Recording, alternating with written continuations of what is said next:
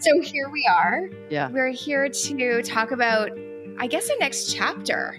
Might be a new season. Ready? Yeah. The joys and pains of menopause.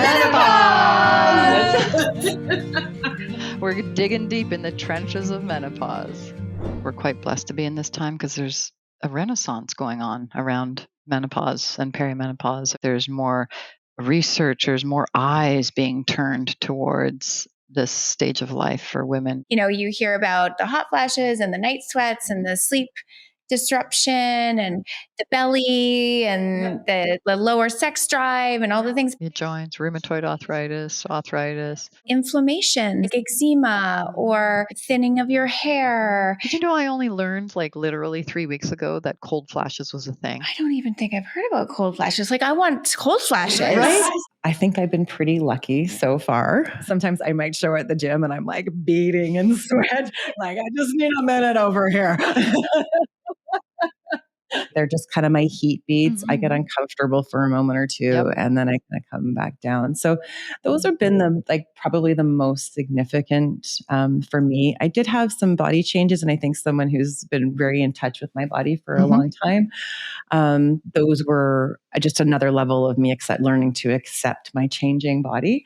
And I will offer maybe a little ray of hope to all the women out there is I found having some extra tummy and the belly fat that we do store is actually a really important part of when our body is trying to clear estrogens. And so instead of actively trying to control and do everything I could to get rid of the extra abdominal fat, I decided I was going to embrace it as this changing body, and that when I was through, some of these fluctuations, that I would hopefully, return to my other body, or either way, I just accept that I've got a little more of a belly than I'm used to having. So, Dee, I'm just curious about if you are seeing a hormonal specialist, a naturopath, in addition to your doctor that you're working with. So I see my GP, and then I do have a naturopath that I see. I also do acupuncture, but I've done that for years. They're just kind of maintenance, and chiropractor. Those are kind of how I round out. I've got a good background in some herbology and different lifestyle things, as you guys know. So I actually find that I'm able, in the best ways now, to be really contributory in my care. So these are conversations with the practitioners, and using my own agency of what calls me. I think we're having some of those practitioners on the pod. You betcha. I think you're going to talk about strength training in one of our pods, which is, really helpful for women in our age and men. But also practitioners that will be talking about naturopaths and herbs and different things that can be helpful. I love shatavari is an Indian herb, and it has been amazing for the hot flashes. I'm listening to you, Dee, and I'm like, God, you're on a different path than I am. Oh, yeah. Well, tell us about your path, Meg. My main symptom has been an increase in anxiety. So I did the Dutch test. It's a whole panel, right? Of your estrogen, your progesterone, your testosterone, your cortisol, your vitamin Bs, your Ds, and all the things. And it just is it was like a baseline. But I will say, I'm just considering a progesterone cream. That's on my radar right now. And I'm just doing the research on it now, because that's the one area that I'm most affected and depleted in. There's a link to mood and anxiety and sleep.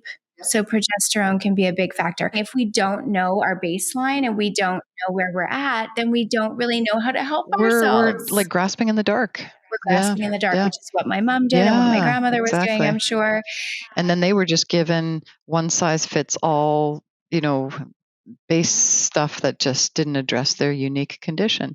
Because had you not taken the Dutch test, you would have taken maybe estrogen cream, which would have thrown your system off even more. Because my estrogen, even though you thought that my estrogen was down and potentially, I haven't had a cycle for a long, long time. I am still in perimenopause. And I was like, what? But I think not knowing. Yeah, exactly. What is actually going on is more stressful. So now I feel like I can help myself better. And that agency is everything. I feel like if menopause and perimenopause was a school or a university, I've kind of flunked it. So you're saying you've had every single symptom you could possibly have? Feels like it. And I have heard that for some women, when we enter into that transition stage from perimenopause into menopause, it can be like falling off a cliff. And that's what it's felt like for my system. And you don't sleep, right? Like yours is like kind of laying wide awake? I fall asleep okay, but it's a sleep interruption. So I wake up and then I can't go back to sleep, or I'll wake up multiple times throughout the night. So I actually will fall asleep okay, but then 2 o'clock I'm up, 3 o'clock I'm up, 4 o'clock, and then I'm like watching the clock, and it's like, okay, I got 4 hours, 40 minutes to try and get some sleep to function during the workday, and Yeah. Well, that's then you get the anxiety that and then the goes with anxiety. I have that, right? massive sleep anxiety. So sleep was a big challenge. Also, emotional intensity that I had not experienced before. And regulation of And that. regulation, yeah. And this feeling of like, wow, I really can't handle my emotions. Like they're just so intense. And I at first thought it was all related to past trauma that was being brought up. Part of it is because I've been doing some pretty deep trauma excavating work. But then I realized, no, it's actually neuroendocrine changes in my body. It is completely that. Part of the reason why I feel like I've flunked out in Menopause University is that I haven't done my Dutch test yet, and haven't haven't advocated for myself in the way that I could yet, because it's hit me so fast. And so I'm literally catching my breath. I have been in the last 3 months taking conventional, traditional HRT. The progesterone, which I take as a pill form right before I go to sleep, actually has helped my sleep tremendously.